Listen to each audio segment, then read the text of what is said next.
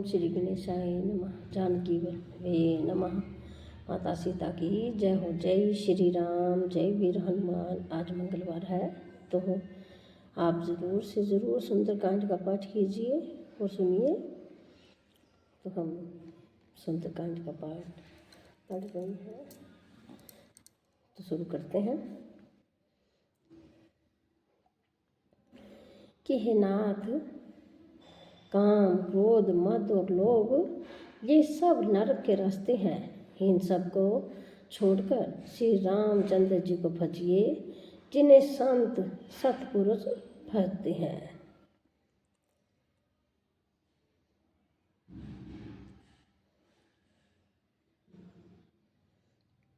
ये विभीषण जी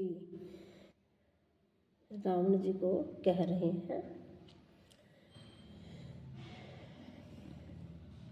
कि हे तात, राम मनुष्यों के ही राजा नहीं हैं, वे समस्त लोगों के स्वामी और काल के भी काल हैं।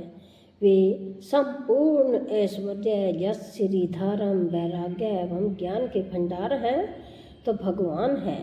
वे निरामय यानी कि विकार रहित, अजन्मा, व्यापक, अजय, अनादि और अनंत ब्रह्मा है। तो उन कृपा के समुद्र भगवान ने पृथ्वी, ब्राह्मण, गौ और देवताओं का हित करने के लिए ही मनुष्य शरीर धारण किया है। कि हे भाई सुनिए, वे सेवकों को आनंद देने वाले, दुष्टों के समूह का नाश करने वाले और वेद तथा धर्म की रक्षा करने वाले हैं। बैर त्याग कर उन्हें मस्तक नवाइए। वे श्री रघुनाथ जी शरणागत का दुख नाश करने वाले हैं। कि हे नाथ, उन प्रभु सर्वेश्वर को जानकी जी दे दीजिए और बिना ही कारण स्नेह करने वाले श्री राम जी को भजिए। तो आगे क्या कहते हैं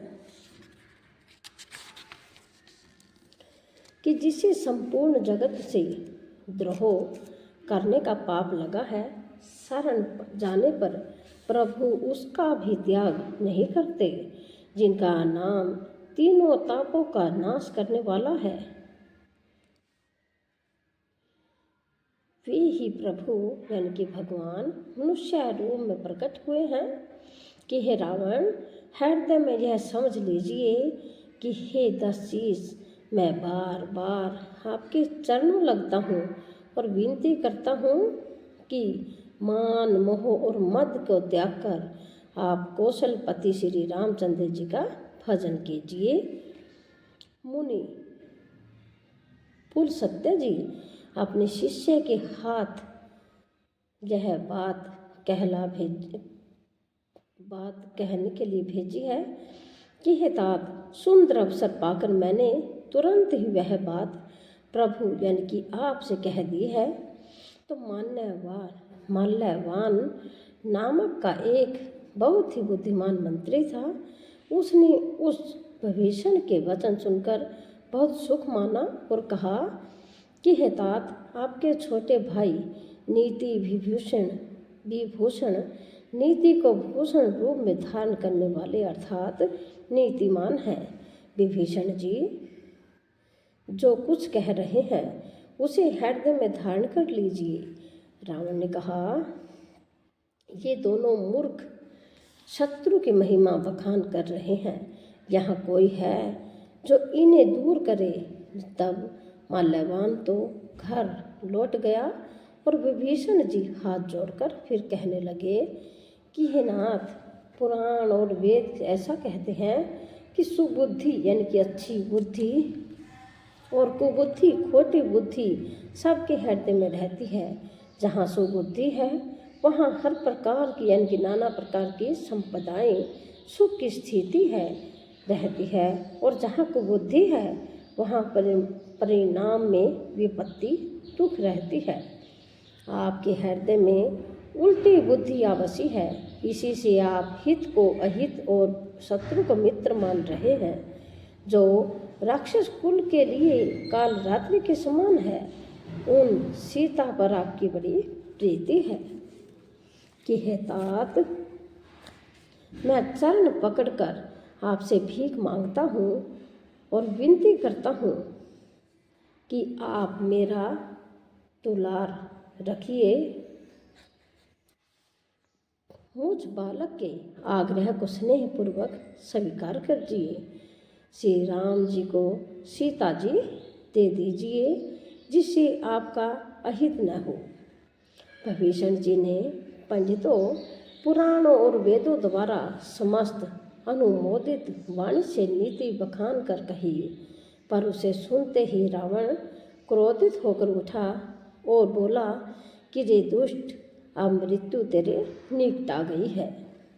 अरे मूर्ख, तो जीता तो है, सदा मेरा जियाया हुआ अर्थात मेरे ही अन्न से पल रहा है। पर हे मूढ़ पक्ष, तुझे शत्रु का ही अच्छा लगता है। अरे दुष्ट, बता न, जगत में ऐसा कौन है जिसे मैंने अपनी भुजाओं के बल से न जीता हो। मेरे नगर में रहकर प्रेम करता है तपस्वियों पर। मूर्ख, उन्हों से जा मिल और उन्हीं को नीति बता। ऐसा कहकर रावण ने उसे लात मारी, परंतु छोटे भाई विभीषण ने मारने पर भी बार बार उसके चरण ही पकड़े। परंतु शिव जी कहते हैं कि हे उमा, संत की यह बड़ाई यानी कि महिमा है कि वे बुराई करने पर भी बुराई करने वाले की भलाई ही करते हैं। विभीषण जी ने कहा, आप मेरे पिता के समान हैं, मुझे मारा सो तो अच्छा ही किया होगा, परंतु हे नाथ, आपका भला श्री राम जी को भजने में ही है। इतना कहकर विभीषण अपने मंत्रियों को साथ लेकर आकाश मार्ग में गए और सबको सुनाकर वे ऐसा कहने लगे कि श्री राम जी सत्य संकल्प एवं सर्व समर्थ प्रभु हैं, और हे रावण, तुम्हारी सभा काल के वश में है। अतः मैं अब श्री रघुनाथ जी की शरण जाता हूँ, मुझे दोष न देना। जय श्री राम।